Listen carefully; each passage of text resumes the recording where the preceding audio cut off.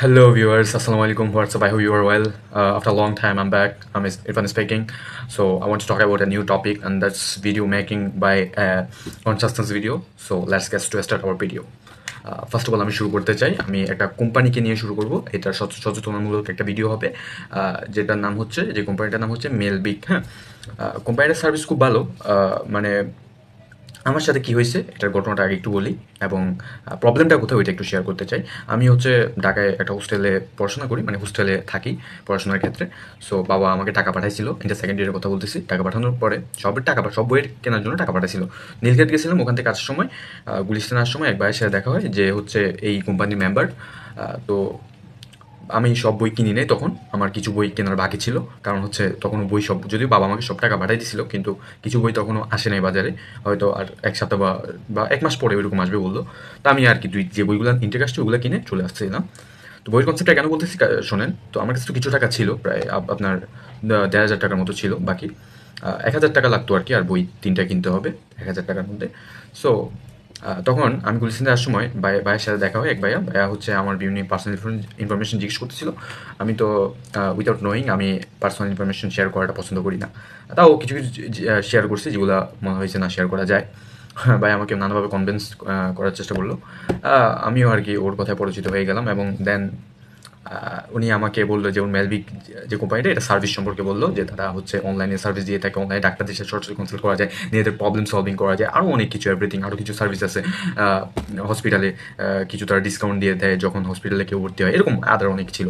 যাই হোক, তো এটা দেওয়ার পরে তো আমি এজ এ স্টুডেন্ট, আমি বললাম আমার ফ্যামিলি উপর আমি ডিপেন্ডেন্ট। তো তাকে আমি বুঝেও বললাম যে আমি তো একজন স্টুডেন্ট, আমি আপনার কাছে এটা কেমনে, আপনি যে সার্ভিসটা আমাকে নিতে বলতেছেন এটা তো আমার পক্ষে পসিবল না। এটা আমার বাবা হলে ঠিক আছে, কারণ সে ইনকাম করে, সে নিতে পারে, কিন্তু আমি তো অ্যাজ এ স্টুডেন্ট, হ্যাঁ, আমি জাস্ট আমার বাবাকে এখানে শেয়ার করতে পারি এই বিষয়টা। তো সে আমাকে বললো যে সমস্যা নাই, আপনি এটা নিয়ে যান।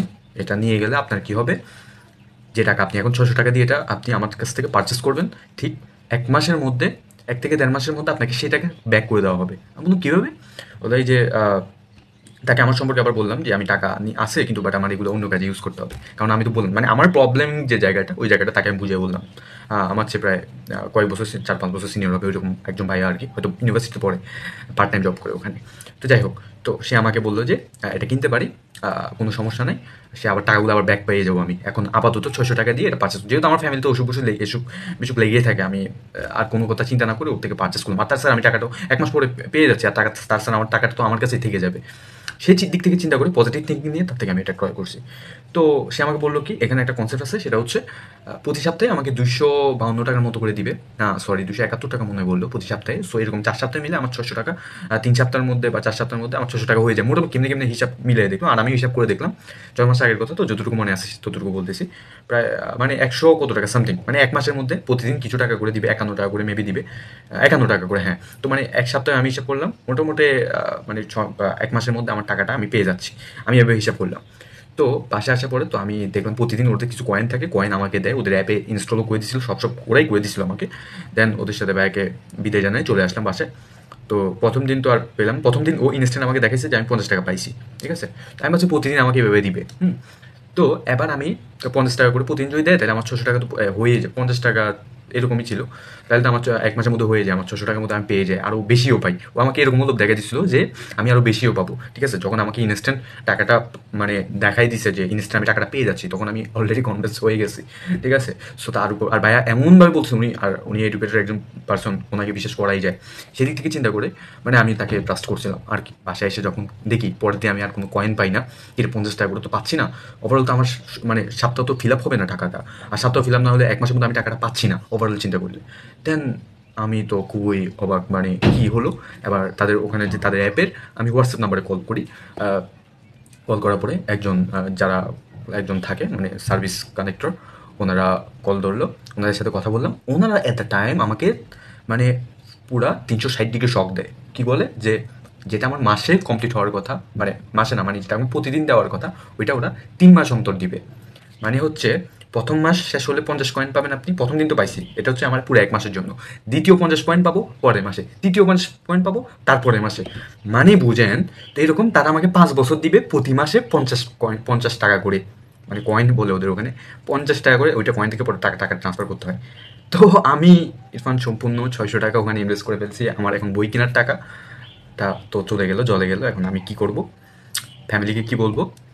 মানে পুরা আমাকে এত বড় একটা হেনস্থা, তো আমি তাদেরকে বিষয়টা বুঝাই বললাম, বললো না এটা তো হবে না, মানে এরকম, সরি আপনার সাথে যা হয়েছে ভুল হয়েছে, আমার সাথে যা হয়েছে ভুল হয়েছে, কিন্তু আমি তো একটা স্টুডেন্ট ভাই, আপনি যে প্রফেশনাল একজন ব্যক্তি তার থেকে নেন সমস্যা নাই, কিন্তু আমি তো একটা স্টুডেন্ট, আপনাকে বিশ্বাস করছি। আমি ম্যালবিক যে কোম্পানি, এটা একটা খুব ভালো সার্ভিস দিচ্ছে, আমি এটার প্রতি কোনো দ্বিমত পোষণ করি না, কিন্তু ওদের যে মেম্বারগুলা, সব মেম্বার, হ্যাঁ তাদের মেম্বারদের একটা পলিসি থাকে যে মানে ক্লায়েন্ট হ্যান্ডেল করার উপর তাদের হয়তো অপরচুনিটিটা দিয়ে থাকে ওইরকম।